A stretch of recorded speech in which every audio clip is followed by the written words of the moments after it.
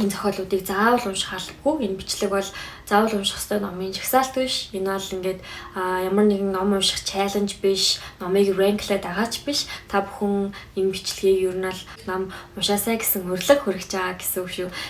Сайн байцгаана уу? Та бүхэнд шинэ оны мэнд хүргэе. За жил болго уламжлал ёсоор хийдэг энэ онд ямар ном унших вэ гэдэг бичлэгээ хийхээр бэлэн болоо сууж байна. Та бүхний шинэ оноос яхаа өгцөн гэдэгт итгэж байна. За ер нь хүн болгон шинэ он гарахаар өөртөө их бага хэмжээгээр зорилт тавьдаг шүү дээ, тэ. Энэ жил би илүү сайн байна, энэ жил би илүү хичээн, өөрийнхөө илүү сайн хувилбарыг бүтээн гэдэг юм уу, тэ. Тэгэд энэ зорилгоудын маань дунд ер нь ихэвчлэн энэ жил илүү их ном уншнаа гэсэн зорилго байж байгаа. За тэгээ бид нар яг үнэндээ одоо 12 сарын ингээд жилээд өгнөд үзэхээр тэр зорилготой хүрч чадаагүй байдаг те. Ихэнхдээ одоо бид нар дунд нь мартчихдаг, загваалцдаг, тэгэл бидний сошиал хэрэглээ агүй их байдаг, гэх мэтчлэн олон шалтгаанууд байдаг. Тэрнээс гадна орчин үед номын сонголт одоо дэндүү их байдаг учраас юу уншихаа мэдгүй, сонгож чадахгүй явсаар байгаа, цаг алдах гэдэг юм уу. Тиймэрхүү шалтгаануудын улмаас ингээд ер нь номыг унших ингээ хугацаа маань залгартаад байдаг. Тэгээд энэ шалтгааны үүднээс би та бүхэнд энэ жил ямар зохиолууд илүү гоё сэтгэлд хүрэх вэ? Юу уншвал зүгээр вэ гэдэг зөвлөгөө хүргэх гээд энэ бичлэгийг бэлдсэн байгаа. За тэгээд энэ бичлэгт болохоор ном болон мангануудыг багтаасан. Тэгээд намайг уншиж үзсний дараа сэтгэлд маань үлдсэн, дахин бодогдуулсан, дахиж уншихыг одоо ийм хүссэн тийм зохиолууд байгаа. Тэгээд бүгдээрээ энэ зохиолуудыг заавал унших албагүй. Энэ бичлэг бол заавал унших ёстой номын жагсаалт биш. Энэ бол ингээд ямар нэгэн ном унших чаленж биш, номыг ранклаад байгаач биш. Та бүхэн энэ бичлэгийг ер нь бол урайлга гэж хүлээж аваарай. Би та бүхнийг 26 онд илүү их ном уншаасай гэсэн урилга хүргэж байгаа гэсэн үг шүү. Тэгэхээр эх жил ном унших дадлага буцааж авахыг хүсэж байгаа. Ном уншихыг ингээд дарамт биш, илүү юм таашаалтай байдлаар уншихыг хүсэж байгаа хэн болгон 2026 оныхаа зорилтыг тавьсан байгаа хүмүүс надтай хамт энэ бичлэгийг үзэж дуусгаарай гэж хүсэж байна. За тэгээ хэдүүлээ номынхоо зөвлөгөө бичлэг рүү орцгоё. За тэгээ би бичлэгийнхаа эхний хэсгийг мангагаар эхлэж байгаа. Энэ жил аюул олон манга уншсан. Graphic novel байгаа шүү дээ, манга чинь. Манга яг үнэндээ та бүхний бодож байгаас илүү хүчтэй, таны бодлыг өөрчлөх хүчтэй тийм гайхалтай зохиолууд байдаг. Тэгээ тэр дотроос хамгийн сайныг нь сонгож уншиж чадах юм бол харах үнцгийг чинь, мангаг харах үнцгийг, ертөнцийг харах үзлийг чинь хүртэл өөрчлөх хүчтэй зохиолууд байдаг гэж би бол боддог. Тэгээд энэ удаа 3 төрлийн манга зохиол санал болгоно. За энэ 3 бол ерөнхийдөө одоо юм сэнэнд хүрэлтээ бол би бол миний хувьд бол бодохдоо хамгийн best 3 гэж бодож байгаа. За тэгээд энэ хамгийн шилдэг гэсэн 3 мангагаа танилцуулах байгаа.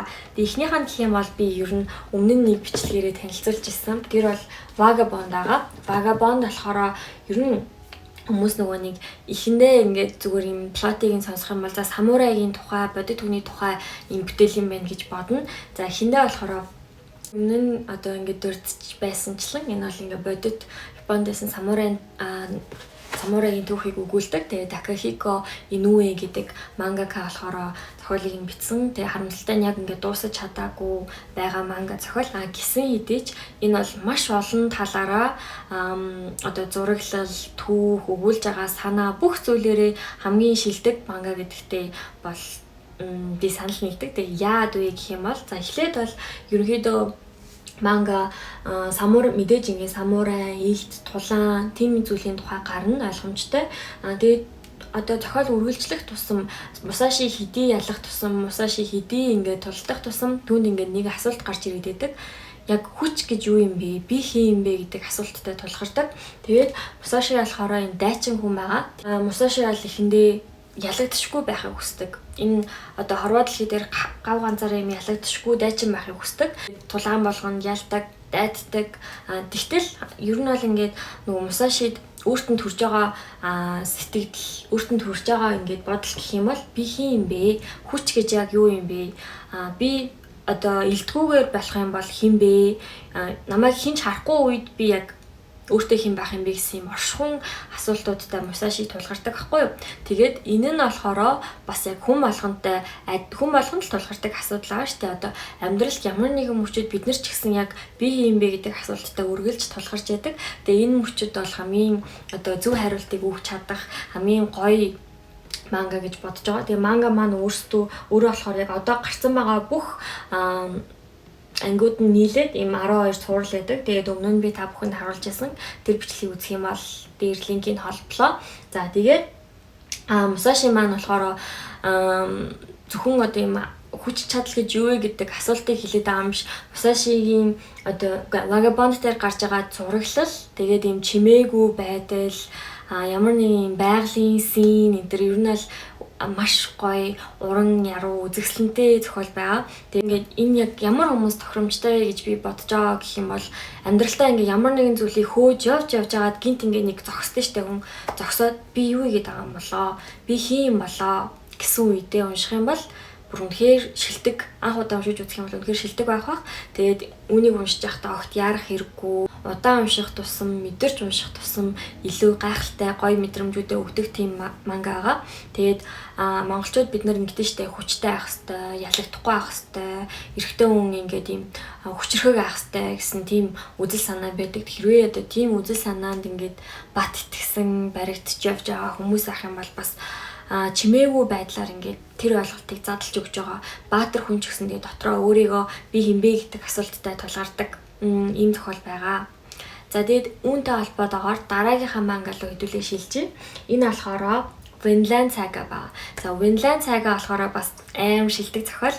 Яагаад вэ гэх юм бол одоо Vagabond болохоор ямар нэгэн хариулт өгөхгүй асуулт асуугаад байдаг тий. Тэгвэл Vinland болохоор яг адилхан асуулт асуудаг.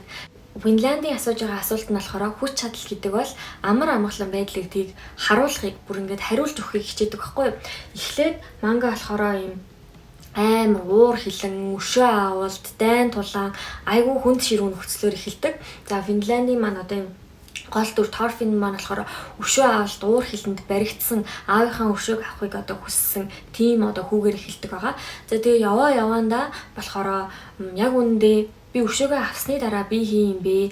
Амьдралын утга учир хүч чадал хаана байд юм бэ? Амар амгалан хаана оршд юм бэ гэсэн асуултыг тавьдаг. За тэгээд тэрнийхээ төлөө Thorfinn хэрхэн одоо өөрийнхөө хүсэл зорилгын төлөө тэмүүлж байгаа, тэмцэж байгаа, хэрхэн одоо юм найзуудтай тэр Vinland гэх ертөнцийг бүтээж байгаа, дайны эсрэг хэрхэн зогсож байгаа гэдэг түүхийг бол харуулдаг байгаа. Тэгээд Vinland Saga дээр болохоор ерөнхийдөө дайныг хизээч юм алдаршуулдаггүй, дайны үр уршгийг, хор хөнөөлийг, ер нь энэ харгислал одоо бие бинийгээ алан хятах хөнөөх гэдэг зүйлийг хамгийн одоо юм тайван замаар тэгсэн мөртлөө хамгийн гоё байдлаар одоо юм муу мухайг нь харуулж байгаа тийм зохиол байдаг байгаа. Тэгээд уур хилэн болон өшөө авалтаар юу ч шийдэж чадахгүй хамгийн гол нь амар тайван байдлал ер нь амьдралын хамгийн гол зүйл шүү гэдгийг харуулдаг. Тэгээд яг юу нь болохоор зохиол нь болохоор дуусчихсан 20 жилийн турш үргэлжилж байгаад манга дууссан ба 25 онд манга дууссан байгаа.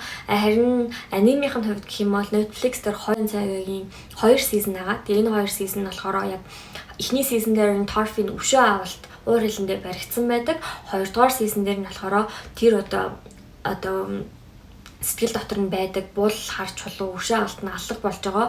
Одоо яг тийм амар тайван байдлыг хайж эхэлж байгаа гэсэн сизон 2 дээр гардаг. За тэгээд одоогоор аниме бүтээгүй байгаа. Манга дээр нь юу гардаг вэ гэх юм бол нөгөө нэг гэр бүлтэй алаад тэгээд өөрийнхөө хүсдэг нөгөө нэг Vinland-ыг байгуулахаар ингээд хүмүүсийг дагуулад явж байгаа тэр түүхүүдийн тухай гардаг байгаа. За тэгээд Vinland бол түүх болоод зураглал, харуулж байгаа санаа бүх юмараа бүр үнэхээр гайхалтай манга болон аним гэж би хэлнэ.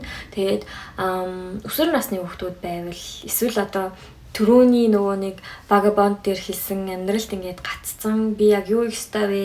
Би хэн бэ гэдэг асуултан дээр байгаа хүн байх юм бол бас яг адилхан Vinland-ыг нэг амьдралдаа нэг уншаад үзэх хэрэгтэй гэж бодож байна. Тэгээд мөн адил ерөөсөө яарах хэрэггүй айгүй тайван гоё таашаад им удаан амталж унших хэрэгтэй зохиол байгаа.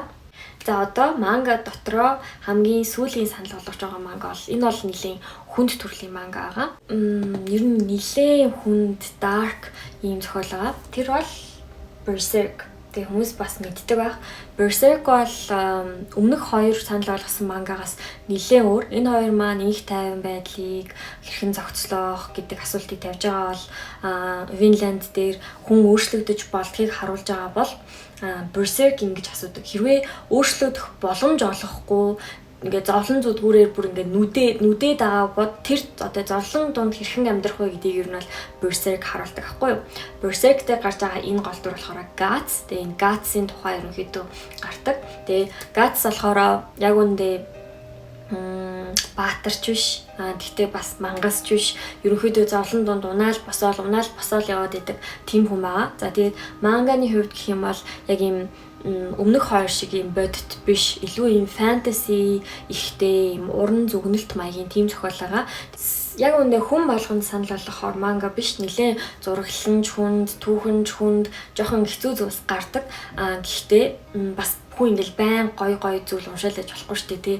Ерөнхийдөө ингээд зовлон зүдгүүрийн дунд хэрхэн амьдарч байгаа тэрхүү Guts-ийн төсвөр төвчээр тэрийг уншихаараа за биш ингээд зовж байгаа хүн ч юм уу те бас юм хэцүү байдалтай хүн би ганцаараа биш юм байна гэдэг мэдрэмжийг өгч чадах манга гэж боддог.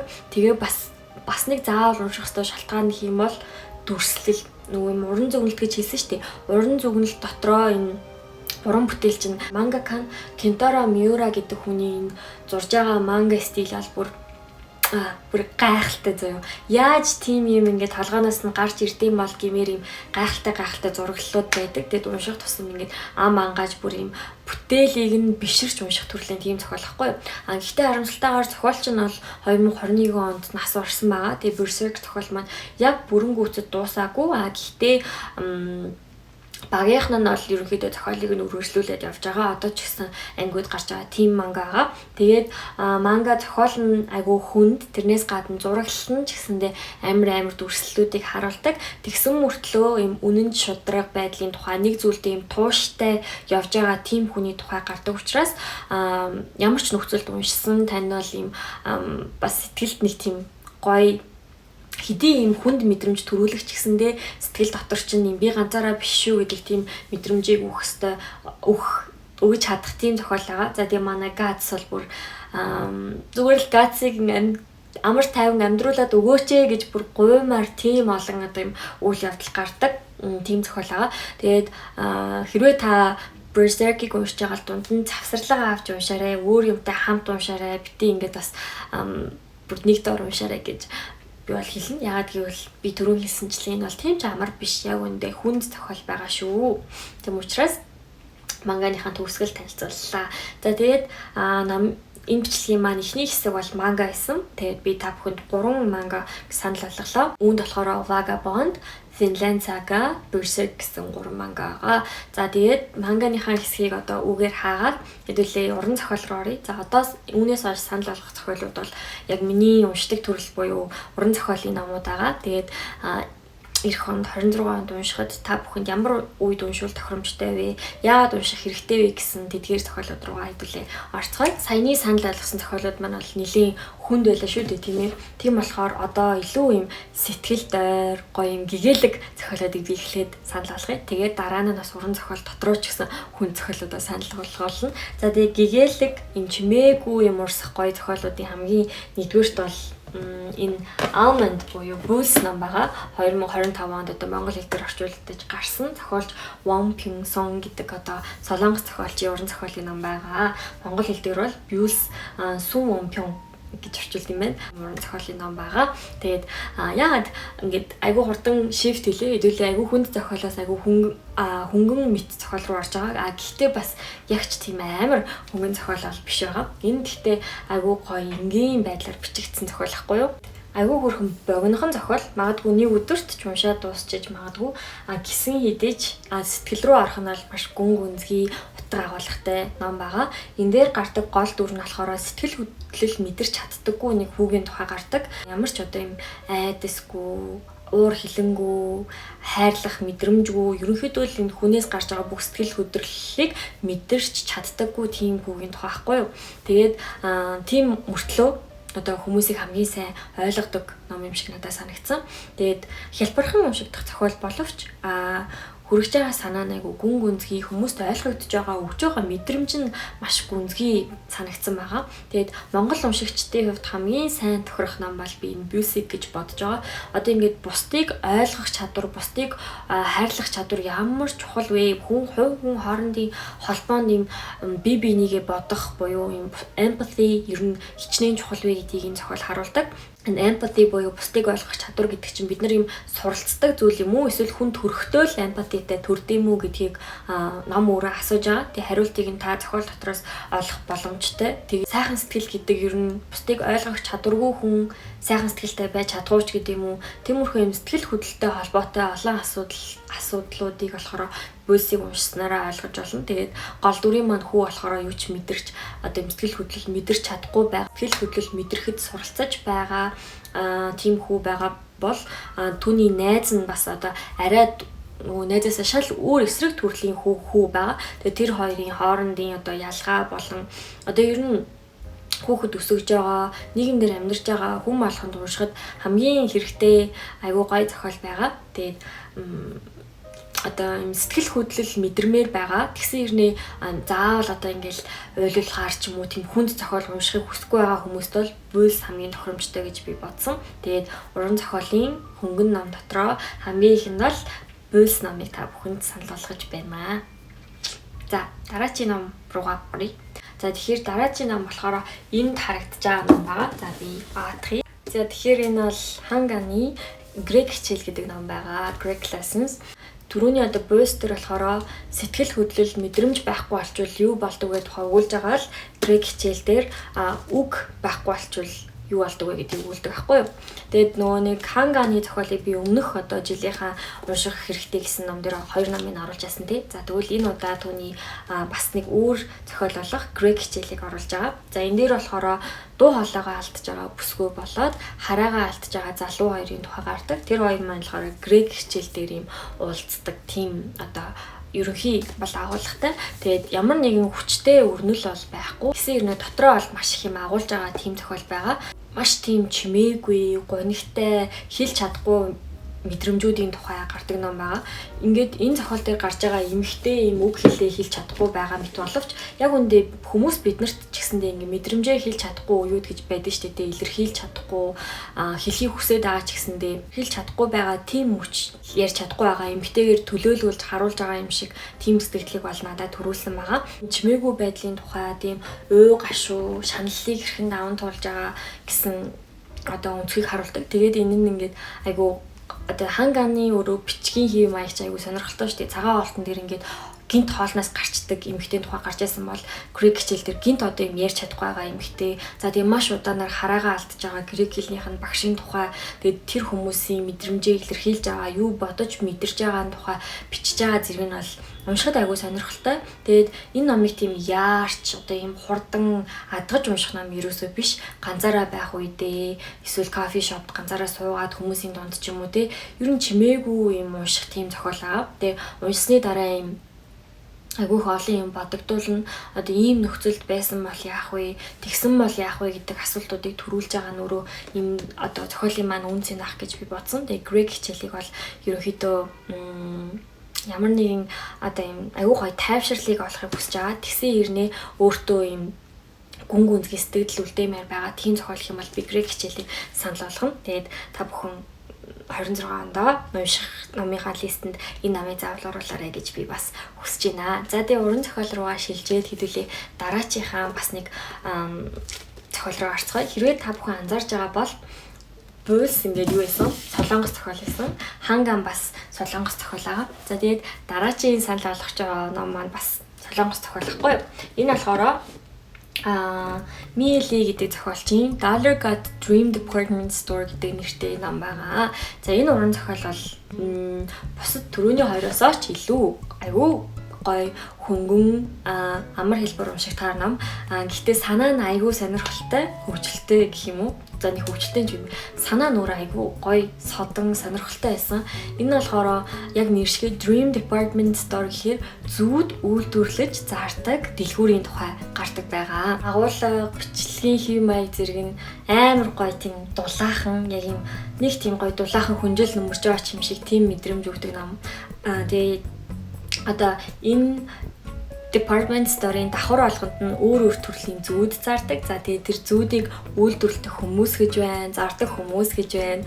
Idea нь бол ингээд санаа нь айгүй хөөрхөн өрмөц. Гэхдээ зүгээр юм cute биш. Яг үндэ цаагаараа бас одоо юм зүүдээр дамжуулаад хүмүүс юуг зүүдлэхийг хүсээд байна. Яагаад зүүд бодит байдал руу биш зүүд рүү тэмүүлж байгаа, юунаас цухтж байгаа, тэр нь яг ямар хүслийн тухай вэ гэдгийг болохоор ингээд тэр зүүдийг худалдаж авч байгаа хүмүүсээр дамжуулаад зүүдийг бүтээж байгаа хүмүүсээр дамжуулаад бас харуулж байгаа. Тэгээд нэг тийм айхтар ухаарл хайрлаад байгаа зохиол бол бас биш л дээ.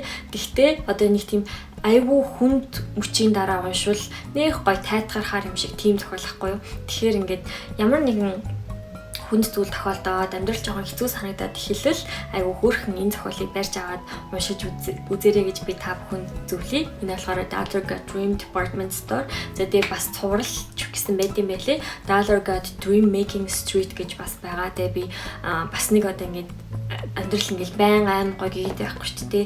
Одоо гонхтой үед ч юм уу айгүй тийм гэгээлэг юм уншмаар санагдсан үедээ болохоор энэ тэрийг нь дараачихыг нь уншия гэж бодож байгаа. Тэгээд та бүхэн ч гэсэндээ бас ямар нэгэн хүнд үедээ энэ гоё хөөрхөн хөнгөн зохиолыг уншаад үзээрэй. Яг тийм гоё эсвэл шинжлэлийн үеэр ч юм уу баярын үеэр ч юм уу гоё уушхад айгүй тохиромжтой тийм зохиол байгаа шүү. Тэгэлээ одоо ерөнхийдөө юм хөнгөн хөөрхөн номуудаа бараг дуусгах тал руу оръё. Тэгээд тэр бараг дуусгах тал руу оръё гэдэг нь болохоор би дараачихаа намайг та бүхэнд хэлэх гэж байна. Энэ болохоор айгүй олон сар жилийн турш энэ Монголын нөгөө нэг уран зохиолын бестселлер номд ингээд байн ордог ном баггүй. Тэгээ би ерөөс уншиж байгаагүй. Гэхдээ ингээд хараад надад ер нь яад ч юм их тийм таалагдахгүй юм шиг санагддаг байсан.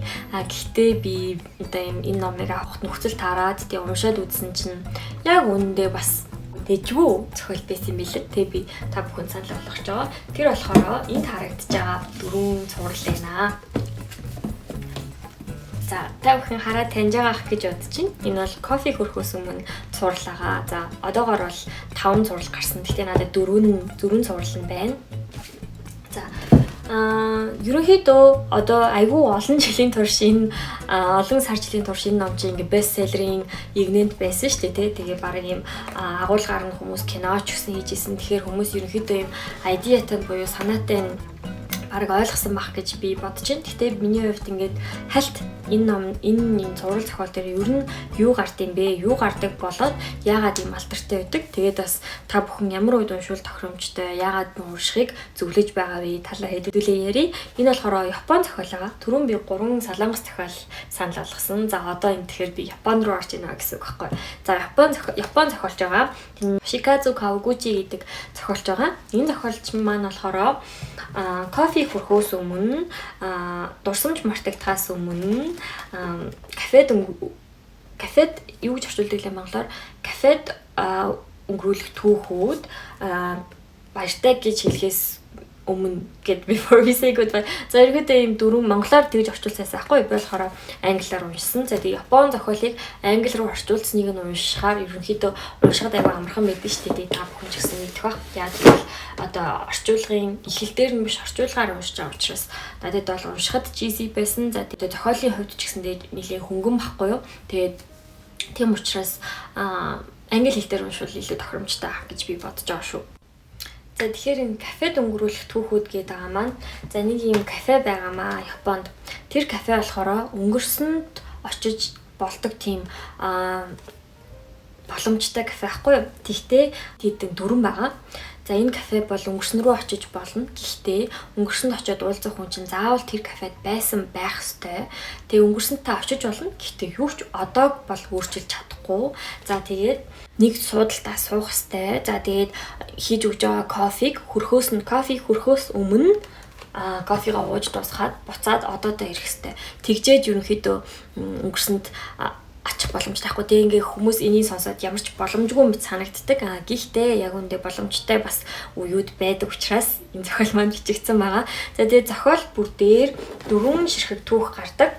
Тэгээд одоогоор бол 4 юм 16 ширхэг өөр түүх гардаг. Тэр түүхүүд нь болохоор бүгдээ өнгөрсөнд юм уу ирээдүйд очиод одоо хэлж чадаагүй харамсал, салах ёс тэр бүгдийг хийж байгаа тийм хүн болгоны өөр түүхийг өгүүлдэг байхгүй юу. Тэгэхээр одоо юм ганцхан хүний л кафед өнгөрүүлээд байгаа түүхийг яриад байгаа биш. Энд дээр одоо маш олон өөр төрлийн хүмүүсийн түүхийг уншина. За тэгээ энэ түүх болгоноос олон одоо юм сонин содон үнцгүүдийг харж чадна. Магадгүй зарим нь танд ухаарл өгнө. Тэгээд би ингээд өмнө нь нөгөө нэг ингээд уншиж үзээгүй. Тэгээд ингээд бестселлер болоод яваад харна. Зүгээр л нэг давтагдаад байгаа түүхийг яагаад хүмүүс ингэж уншаад байгаа юм бол гэж бодсаахгүй яа. Гэхдээ яг өөрөө уншаад үзэхээр яг ойлгоод юм бэлээ л дээ. Өнгөрсөнд очиод өнгөрснийг өөрчилж чадахгүй хэрнээ хүмүүс яагаад өнгөрсөнд очихыг хүсэж байгаа гэх юм бол одоо хэдийгээр өнгөрснийг өөрчилж чадахгүй одоод ингээд нөлөөлөхгүй ч гэсэндээ тэр үед юу болсныг хэлхийг хүссэн үг ч юм уу тий ойлгох нь айгүй чухал гэдгийг энэ намаар харуулж байгаа нь хамгийн гол санаа юм билээ. Тийм болохоор өнгөрснийг засах тухай биш одоогоо ойлгох тухай түүхүүд гэж та ойлгож байна. Тэгэхээр ингээд өөрчилж чадахгүй ч гэсэндээ ойлгож чадах юм бол одоо загч нь илүү амар болно гэдэг л ерөн санааг илэрхийлээд байгаа юм билээ. Харилцах, ойлголцох гэдэг зүйлийн тухай ярьдаг. Тэгээд одоо яг хөө ингээд нэг төрлийн юм нөхцөл 16 өөр хүн дээр одоо явж байгаа ч гэсэндээ давтагдах тусам ерөнхийдөө ингээд жоохон ойлгомжтой болдог. Жоохон юм за нас орсон тэн дээр очих гэж байгаа юм байна. Тэгж хэлэх гэж байгаа юм байна ч юм уу тий. Тиймэрхүү зүйлсүүд нь predictable буюу юм жоохон таамаглах болоод хэлдэм байлээ. Ингээд бүгдийг нь уншаад эхлэхээр гэхдээ ерөнхийдөө бол ингээд storytelling унших дуртай, өөр хүмүүсийн түүх унших дуртай хүмүүст бол энэ ном яалтчгүй гоё тохирно. Тэгээ хөнгөн хөөрхөн одоо юм урт үргэлжлээд байгаа зохиол биш. Нэг зохиол дотор дүр байгаа учраас нэгийг уншаал завсарлага авчих ч юм уу тийм боломжтой учраас хизээж хаан чамаагүй уншихад тохиромжтой тэгээд сургамжтай тийм зохиол хэлээ. Тийм учраас би кафед өнгөрүүлэх түүхүүд болон кофе өрхөөс өмнөх гэдэг энэ сурлыг та бүхэнд санал болгож байгаа шүү. Тэгээд хизээж чамаагүй энэ номыг энэ жил ямар нэгэн цаг мөч та бүхэн унших байх гэж найдаж байна. За одоо энэ номыг буцааж тавиад одоо бичлэгийн маань 2 дугаар хэсэг дуусч байгаа байхгүй юу? 2 дугаар хэсгийг би болохоор илүү юм emotional сэтгэл хөдлөлттэй холбоотой тэгээд ийм хөнгөн боловч олон утга санааг илэрхийлэх ийм номуудыг сонгосон байгаа. Тэгээд энэ ном маань ерөнхийдөө Солонгос болон Япон зохиолчдоос байсан. Одоо 3 дахь хэсгээ би сэтгэл хөдлөлттэй биш илүү сэтгэл зүйтэй холбоотой сэтгэл зүгээр чинь тоглох тийм номыг сонгосон байгаа. Тэр болохоор энэ харагдаж байгаа 2 ном баггүй юу? Тэр нь Haruki Murakamiгийн 1Q84 болон Орхон Памукийн Black Book гэсэн энэ 2 ном байгаа. За энэ 2 номуудаа одоо хэдүүлээ жоохон дэлгэрэнгүй ярьцгаая. Тэр сая дурдсанчлан Murakamiгийн 1Q84 бол сэтгэл хөдлөлттэй ч юм биш сэтгэл зүйтэй чинь тоглох. Сэтгэл зүгээр чинь одоо юм наадах төрлийн ном байгаа.